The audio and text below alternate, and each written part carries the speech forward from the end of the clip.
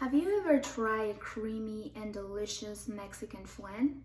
If you haven't, I really recommend you to do, but if you don't want to go to the store right now, I will walk you through how to make one. First of all, we're gonna preheat our oven to 350 Fahrenheit, and then we're gonna make our first step, which is making the caramel. To make the caramel, you will just need 1 cup of sugar in a non-stick pan, and you're gonna put the heat to low to medium, and you're gonna wait until the sugar melts and it changes color. As you can see, this is like a really brown caramel. I don't like to let it be almost black because that changes the flavor of the caramel. But if you like it a little bit more acidic, I will recommend you to do that. So right now my caramel is ready, and I have a 9-inch pan here, so we're gonna use this to pour over our caramel.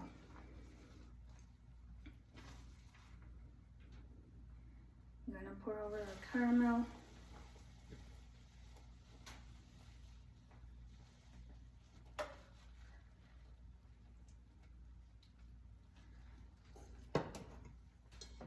And then we're gonna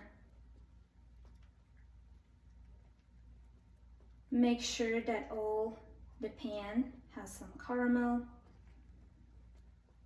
on the edges.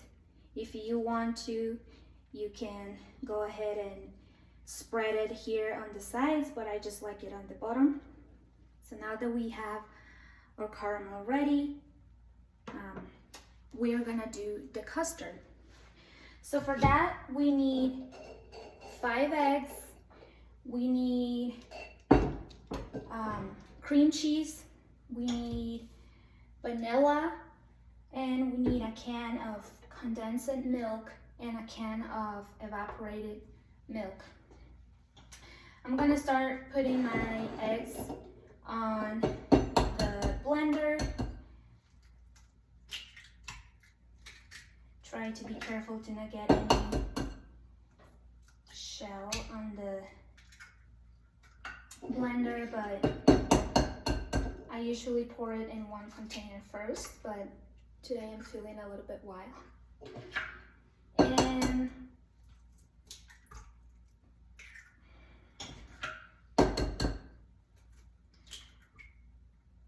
after you pour your eggs, we're gonna go with our evaporated milk, and then our condensed milk, the whole can.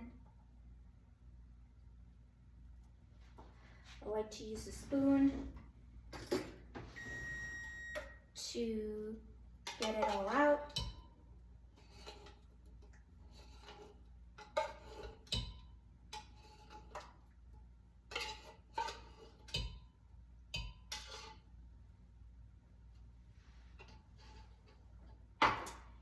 And we're gonna put our cream cheese.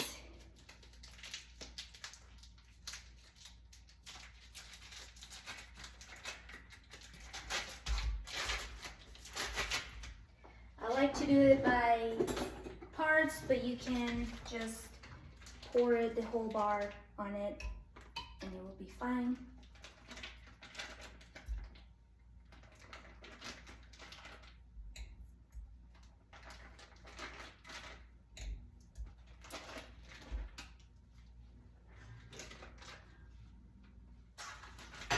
And then we will need a teaspoon of vanilla extract. I usually just do it by hand, but to be more specific, we're gonna use a spoon. So now that we have all our ingredients in our blender, we're gonna blend this for about 2 to 3 minutes.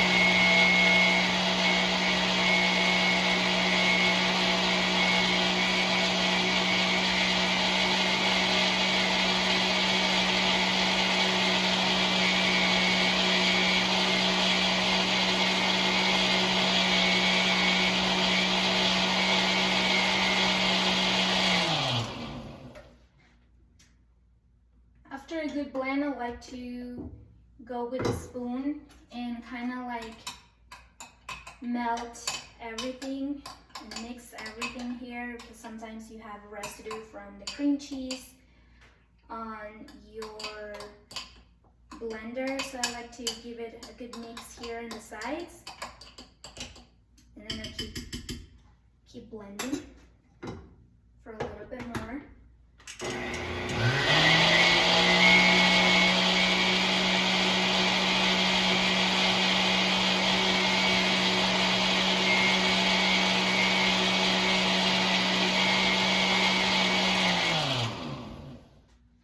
After a good mix, now we're gonna take our soon-to-be custard and we're gonna pour it over in our little pan.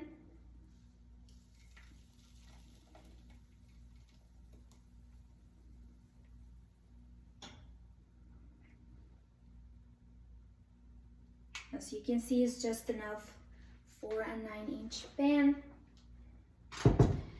And then our next step is gonna coat it on foil, because we're gonna cook this in water and we don't want any water or any bubbles to get into our flan.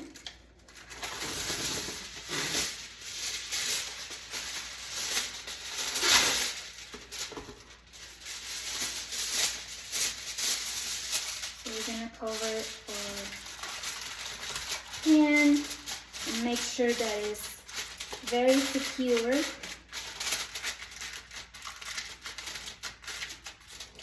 Make sure that there's no chance for air or water to get into the flan.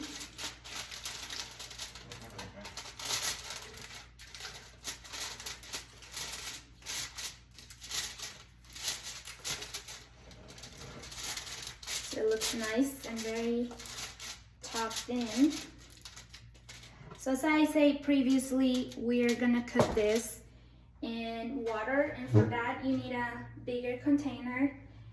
For this, I already have it filled up with hot water, and you will need to insert your flan to a point where it doesn't overflow your flan to a nice level. As you can see, my flan is still up here and I can still see the progress of cooking. And we do this because that's how the custard is cooked, and that's how it makes the consistency. So for this, you're gonna bake it for around an hour, but that differs in every oven. For example, in my oven, it will take an hour and a half. So usually it's just 1 hour, but I bake it for an hour and a half. So after, well, we're just gonna bake it now. We're gonna put it on our oven.